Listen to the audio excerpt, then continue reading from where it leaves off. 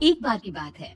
जादूपुर नाम के एक गांव में करतब दिखाती एक औरत एक रेड्डी के लिए गांव में आती है। आइए आइए मेहरबान कदरदान, खाइए रोहड़ा के ताजे ताजे केले। कभी खाए नहीं होंगे ऐसे केले। पीले पीले केले खाइए। ये कहकर रोहना हाथों में 4 केले लिए उन्हें सर्कल में जोर जोर से हवा में उछालती हुई करतब दिखाती है, जिसे देखकर आसपास के सारे बच्चे अपने अपने मम्मी पापा से उस औरत के पास जाने की जिद करने लग जाते हैं। पापा ऐसा तो सर्कस में बॉल से होता है ना। ये आंटी तो केले से कर रही है। चलिए ना पापा देखते हैं। रोहना एक पतली सी तार पर चलती हुई केलों से करतब दिखाती है। आते जाते सभी लोग बाहर रुककर उसके करतब देखते हैं और वाह वाही करते नहीं थकते। जैसे ही एक आदमी पास आकर उसे पैसे देने लग जाता है, तब वो कहती है, अरे नहीं नहीं साहब, मैं करतब तो बच्चों के मन को बहलाने के लिए करती हूँ। धंधा तो मेरा केले का है। पीछे देखो मेरी रिड्डी, जो भी मेरे केले खाएगा मेरी तरह चुस्त दुरुस्त और तंदुरुस्त हो जाएगा। पता चलता है क्या कि मेरी उम्र 55 की है। अरे पर ऐसे ठंड के मौसम में कोई केला क्यों खाएगा? ये ऐसे वैसे केले नहीं है साहब, ये शरीर में गर्मी देते हैं। ठंड को दूर भगाए जो भी रोहिणा के केले खाए। पापा अगर मुझे केले नहीं मिले तो मैं घर नहीं जाऊंगी। तभी उसके पापा कहते हैं कि बेटा, केले ठंड में कभी गर्मी नहीं देते। ये सब कहने की बातें हैं, सामान बेचने का तरीका है इनका। पर पिंकी नहीं मानती।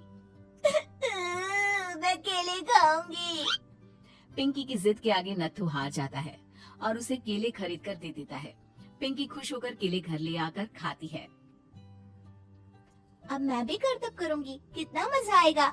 जादुई केले। पिंकी पहला केला खत्म भी नहीं करती कि वो बेहोश हो जाती है। दूसरे केले से एक काला धुआं आता है और रोहना चुड़ैल बनकर बाहर निकल आती है। मेरे भूतिया केले बच्चे न खाए, ऐसा हो ही नहीं सकता। जादूपुर वालों, कब तक बचोगे? आ गई हूँ मैं रोहड़ा, जिसका कोई नहीं कर सकता सामना। रोहना पिंकी को गोद में उठाकर काले धुएं में कहीं गायब हो जाती है। शाम के वक्त नत्थू घर लौटता है और पिंकी को घर में ना पाकर उसकी माँ से कहता है, माँ पिंकी कहाँ है? अरे बेटा, उसे तो तू सुबह करतब दिखाने ले गया था ना, फिर कहाँ वापस आए तुम दोनों? मुझे लगा तू उसे अपने साथ मंडी ले गया होगा। हे भगवान, मेरी बच्ची कहाँ गई? मैं उसे घर ही तो छोड़कर गया था माँ। नत्थू गांव के घर कोने में अपनी बेटी को ढूंढता है, पर उसे वो कहीं नहीं मिलती। परेशान होकर आके रो रो कर नत्थू हिम्मत हार कर घर लौट आता है। अगली सुबह रोहना फिर से करतब दिखाने आती है और इस बार पिंकी की तरह रोनी केले खरीद लेता है। 50 रुपए दिए थे पापा ने, सारे पैसों की मैंने केले खरीद लिए हैं।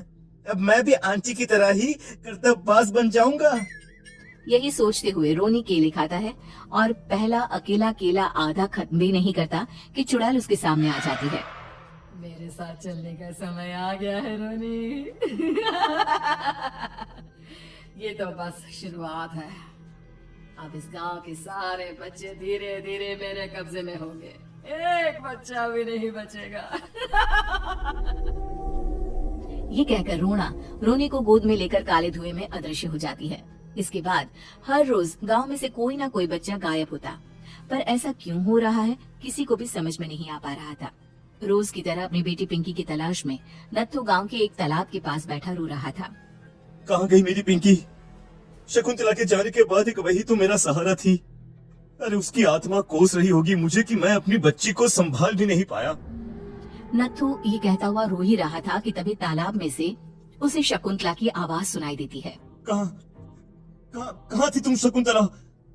हमारी बच्ची और सारे गायब हुए बच्चे रोहड़ा के कब्जे में हैं। वो बच्चों को जो केले देती है उससे बच्चे बेहोश हो जाते हैं और उसके कब्जे में आ जाते हैं और वो उन्हें ले जाकर काली दुनिया में ले जाती है। पर वो ऐसा क्यों कर रही है? ये मैं नहीं जानती, पर उस दुनिया का रास्ता मैं आपको बता सकती हूँ। जहाँ ये नदी खत्म होती है वहाँ एक केले का पेड़ है, उसके नीचे एक दरवाजा है, वहीं से रास्ता जाता है उस दुनिया का। ये कहकर शकुंतला की आत्मा गायब हो जाती है। गांव के सभी लोग झुंड बनाकर उसी रास्ते से काली दुनिया में चले जाते हैं और वहाँ देखते हैं कि सारे बच्चे वहाँ काम कर रहे थे। पापा मुझे ले चलो यहाँ से। पापा पापा। सभी बच्चे अपने मम्मी पापा से लिपट जाते हैं। तो तुम लोग यहाँ तक आ गए? क्यों हमारे बच्चों को पकड़ लिया तूने? तुझे शिकारी बनाना है तो ले, हम सब आ गए हैं, हमें खा ले। नहीं, मुझे बच्चे चाहिए। मेरे बच्चे के बदले तुम लोगों के बच्चे। क्या मतलब? मैं इसी गांव में रहने वाली एक औरत थी। केले की चोरी के इल्जाम में मेरे बेटे को गांव वालों ने इतना मारा कि वो मर गया। उसी दिन मैंने ठान लिया कि गांव वालों का भी वही हाल करूंगी। कुछ दिन बाद बेटे के चले जाने के दुख में मैं भी मर गई और मेरी भटकती आत्मा एक चुड़ैल बन गई। और फिर मैंने बदला लिया तुम सबके बच्चे छीनकर।